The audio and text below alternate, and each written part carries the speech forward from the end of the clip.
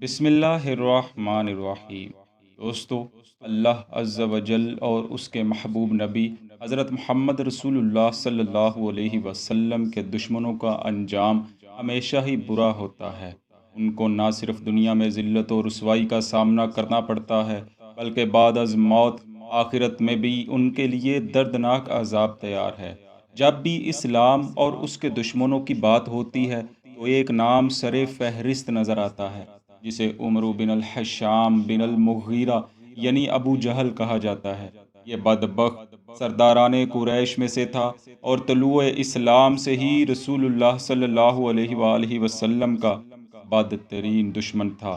اس نے لاکھوں جتن کیے کہ کسی طرح اسلام کی بڑھتی ہوئی روشنی کو مٹا دے یا کم از کم مدھم ہی کر دے، لیکن یہ ہر بار اپنے ہی مکر و فریب اور شیطانی چالوں کا شکار ہوتا رہا، یہاں تک کہ ناکام و نامراد ہی غزوہ بدر کے دن جہنم واصل ہو گیا۔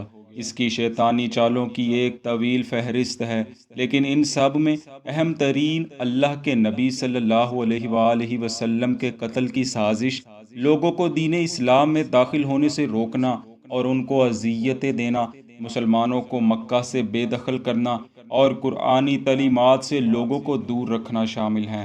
علاوہ ازیں شعب ابی طالب میں محصوری کے دورانیوں کو بھی نظر انداز نہیں کیا جا سکتا، جس میں ابو جہل نے آپ صلی اللہ علیہ وآلہ وسلم اور آپ کے اصحاب و خاندان کا معاشی قتل کرنے میں بھی کوئی کسر نہ چھوڑی تھی۔ اور روایات میں ہے کہ غزوہ بدر کے حق و باطل کے معرکہ کو برپا کرنے میں بھی اسی ملعون نے کلیدی کردار ادا کیا تھا، جس میں کہ یہ خود ہی اپنے انجام کو پہنچ گیا۔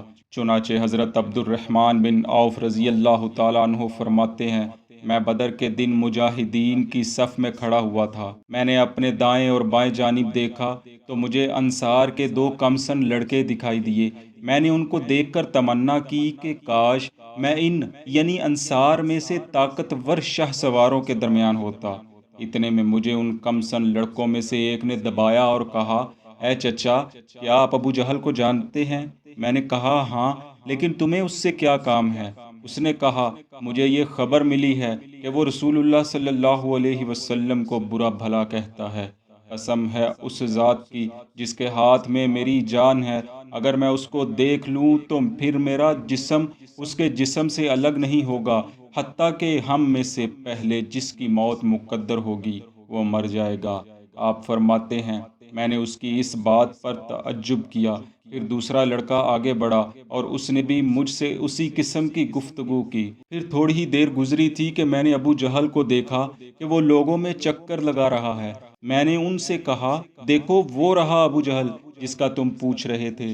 انہوں نے فوراً اپنی تلواریں تھامی اور اس کی طرف لپکے، حتیٰ کہ اسے قتل کر چھوڑا۔ اس کے بعد وہ نبی کریم صلی اللہ علیہ وآلہ وسلم کے پاس لوٹ گئے اور آپ کو جا کر بتایا۔ آپ نے پوچھا، تم میں سے کس نے اسے قتل کیا ہے؟ ان میں سے ہر ایک نے کہا کہ میں نے اسے قتل کیا ہے۔ آپ نے فرمایا، کیا تم نے اپنی تلواریں صاف کر دی ہیں؟ انہوں نے عرض کیا، نہیں۔ آپ نے تلواروں کو دیکھا تو فرمایا، تم دونوں نے اسے قتل کیا ہے، مگر اس کا اسباب معاذ بن عمرو بن جموح کو ملے گا۔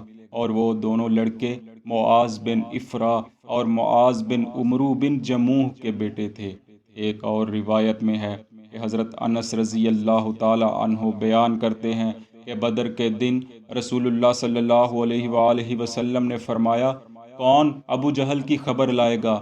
یہ فرمان سن کر حضرت ابن مسعود رضی اللہ تعالی عنہ گئے تو آپ نے اسے اس حال میں پایا کہ افرا کے دونوں بیٹوں نے اسے اتنا مارا کہ وہ مرنے کے قریب تھا۔ آپ نے اسے دیکھا تو فرمایا، کیا تو ہی ابو جہل ہے؟ پھر آپ نے اس کی داڑھی پکڑ لی۔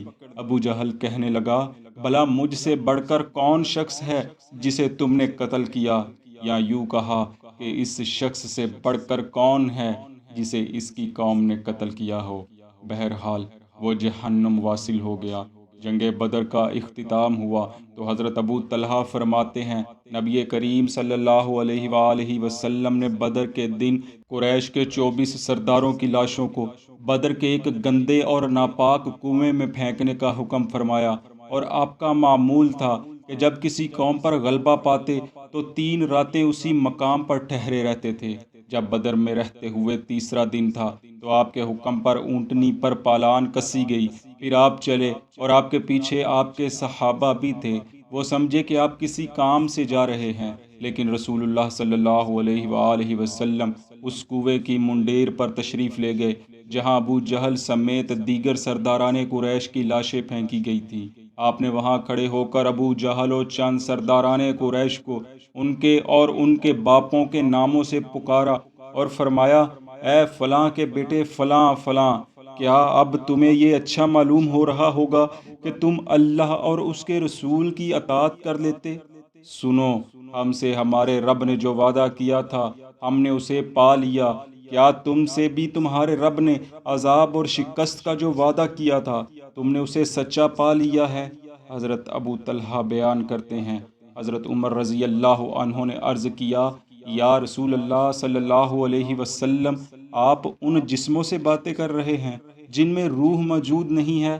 فرمایا، اے عمر، اس ذات کی قسم جس کے ہاتھ میں محمد صلی اللہ علیہ وسلم کی جان ہے، میں جو کچھ کہہ رہا ہوں اس کو تم ان کافروں سے زیادہ نہیں سن رہے، یعنی اس کنویں میں موجود کفار سردار وہ سب کچھ آپ سے زیادہ سن رہے ہیں جو میں کہہ رہا ہوں۔ حضرت قتادہ فرماتے ہیں، اللہ تعالیٰ نے ابو جہل سمیت کفار قریش کے ان سرداران کو جن کی لاشیں اس کنویں میں پڑی تھیں ڈانٹ ڈپٹ کرنے اور ان کو ذلت و رسوائی اور حسرت اور ندامت کا احساس دلانے کے لیے اس وقت زندہ کر دیا تھا۔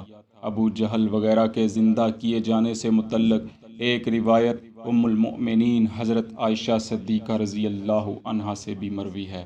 دوستو، ظلم اور ظالم کا انجام ہمیشہ ہی عبرتناک ہوتا ہے۔ ان کو ڈھیل دیے جانے کا ہرگز مطلب یہ نہیں ہوتا کہ اب ان کی پکڑ ہی نہیں ہوگی۔ اللہ عز و جل ہمیں ایسے ظالموں کے ظلم سے ہمیشہ اپنی رحمت کے حصار میں رکھے اور ہمیں ایسے اعمال کرنے کی توفیق عطا فرمائے کہ جن کے کرنے سے ہم اس کی رحمت و مغفرت کے حقدار بن جائیں۔ آمین۔